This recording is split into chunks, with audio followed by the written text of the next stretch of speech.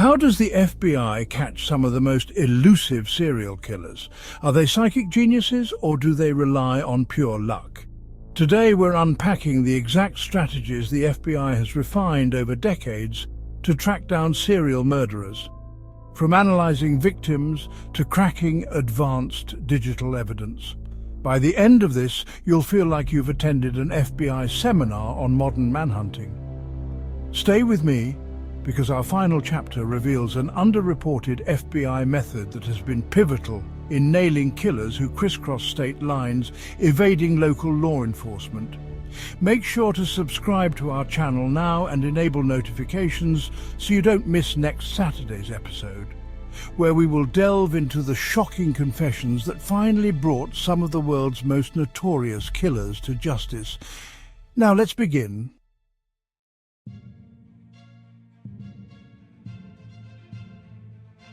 When the FBI begins investigating a potential serial killer, they often start by looking at who is being targeted, rather than focusing solely on the crime scene. This approach is called victimology. Agents compile everything about the victims: age, occupation, hobbies, daily routines, socio-economic status, relationships, even online habits. Why? Because serial killers typically have a type or certain situational preferences. A prime case is Wayne Williams, believed to be responsible for many of the Atlanta child murders in the late 70s and early 80s. At first, local authorities saw each child's disappearance as an isolated event. But when the FBI stepped in, they found consistent patterns. Victims were primarily young African-American boys, often from similar neighborhoods. Victimology painted a picture of who the killer was hunting, and in turn, how he might be luring them. Once the FBI realized these weren't random kids from all over the city, but a specific demographic with shared vulnerabilities, the suspect profile honed in. Today, victimology is dramatically more sophisticated thanks to data mining. Agents can examine a victim's last text messages, track social media footprints, even reconstruct their final hours using Wi-Fi connections and credit card swipes. This robust victim profile doesn't just say who the victim was, it implies who might have seen value or opportunity in them, opening a critical window into the killer's selection process and psychological leanings.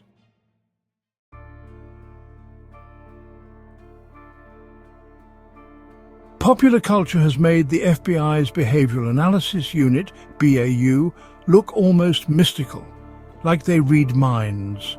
The reality is more clinical and data-driven. Behavioral profiling examines evidence from crime scenes, testimonies, victimology, and any prior contacts the suspect might have had with law enforcement.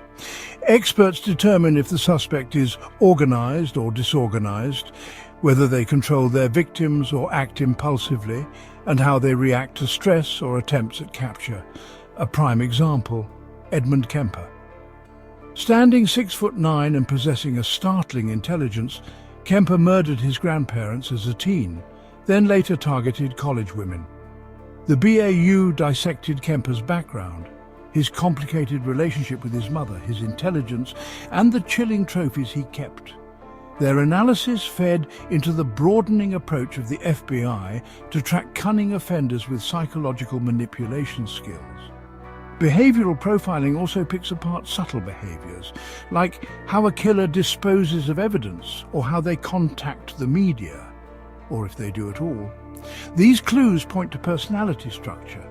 Are they fueled by intense fantasies that require a signature? Are they taunting investigators like the Zodiac Killer's cryptic letters? Or do they vanish into anonymity after each crime? Profilers examine these hallmarks to gauge if the suspect thrives on recognition or secrecy, and that knowledge can be used to bait the criminal or predict how they'll escalate.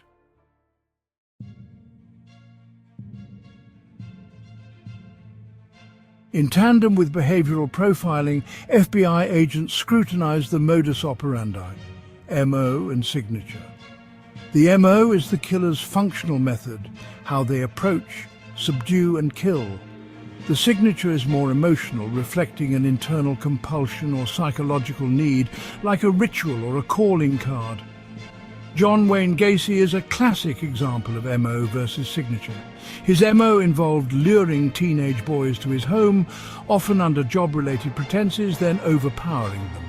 His signature was more chilling: the methodical strangulation, the burial of victims in the crawl space, and the use of clown imagery in his everyday life that fed his twisted persona.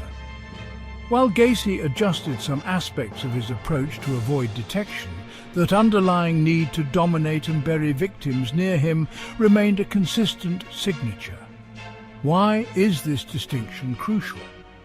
The MO can change if the criminal decides they need to adapt, like switching weapons or dumping grounds. But the signature, driven by deep psychological urges, tends to remain constant. By noting repeated signatures across different crime scenes, the FBI can link cases that might otherwise look unrelated due to changes in location or technique.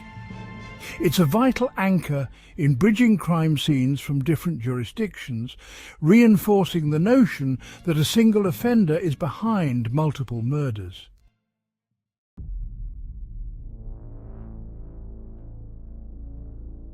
Killers rarely strike randomly. They have comfort zones tied to their residence workplace or routes they frequently travel. Geographic profiling pinpoints these comfort zones by mapping out abduction sites' body recovery locations, even eyewitness reports. Investigators overlay times of day victim types or possible approach methods. This helps them guess where the killer might live or where they might strike next. Take the Atlantic City murders, also dubbed the Eastbound Strangler case. 4 women were found behind a local motel, all within a tight radius. The FBI used geographic profiling to see that the suspect likely lived or worked near that strip, comfortable moving bodies at night without being seen. While this case remains unsolved, the approach highlighted that thorough mapping could narrow down suspect zones and possibly expose businesses or residences under the killer's watch. In the digital era, geographic profiling merges with cell phone data toll booth cameras and license plate readers. Investigators can see if a suspect's phone pinged near victim disappearance sites or body dumps. The seemingly random spree can be revealed as a tight cluster of personal routes, a glaring neon sign pointing to the suspect's base of operations.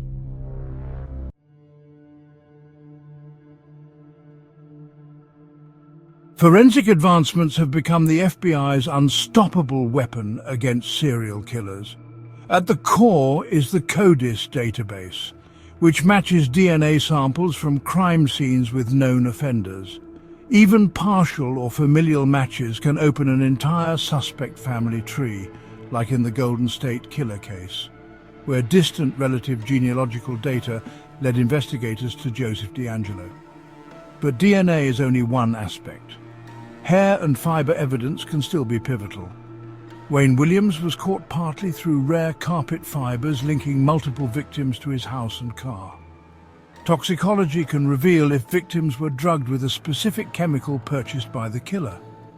Gunshot residue, ballistic matching, or unique wear on a suspect's tool can tie them definitively to a scene. In the digital domain, forensics now include scouring suspect hard drives, phone records, and even smart home data. If the criminal's smartphone was near the victim's phone for a certain window, that can be cross-referenced with traffic camera images. Investigators sometimes find inadvertently saved screenshots or location logs on apps the killer forgot to wipe. All it takes is one digital slip, a phone automatically connecting to public Wi-Fi near a crime scene, to unravel months of meticulous planning.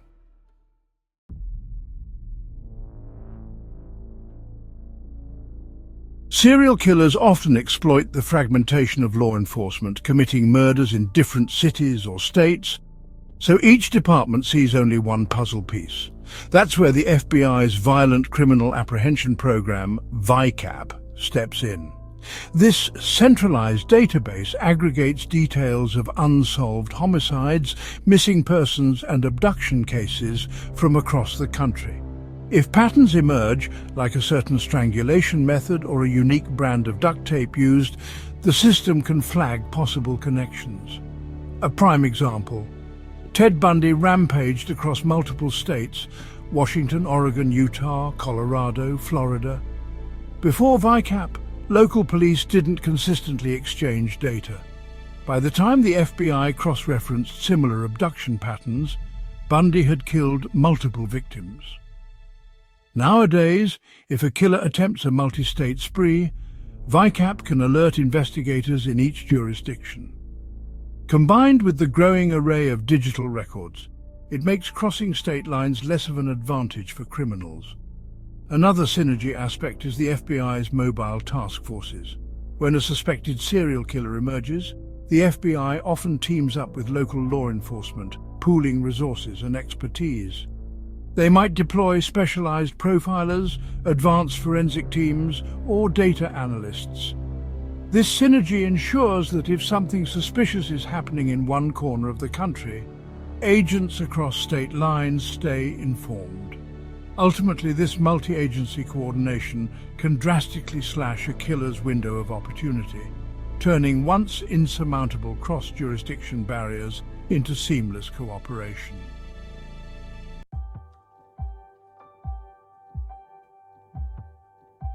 Serial killers often consider themselves invisible, masters of manipulation and stealth.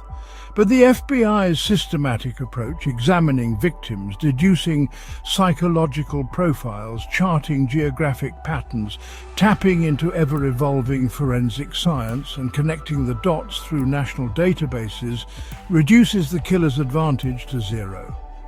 Sooner or later, a digital crumb, a leftover fiber, or a repeated pattern in victim choice betrays them. Which FBI tactic do you find most fascinating?